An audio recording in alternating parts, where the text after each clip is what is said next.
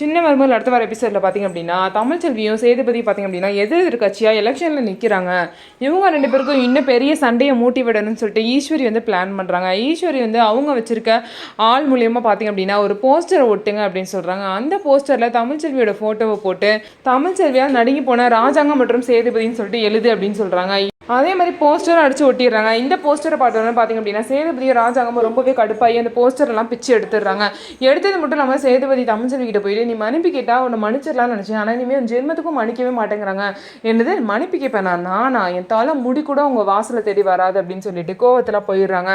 இதுக்கப்புறம் பார்த்திங்க அப்படின்னா சேதுபதி கிட்ட போயிட்டு வேணும்னே ஈஸ்வரி வந்து ஏற்றி விடுறாங்க. நீ இப்படியே வந்து இருந்தீங்கன்னா வந்து ரொம்ப ஆட ஆரம்பிச்சிருவா, நீ அவளை விட்டுட்டு உனக்கு பிடிச்ச வேற ஒரு பொண்ணை கல்யாணம் பண்ணிக்கோன்னு சொல்கிறாங்க.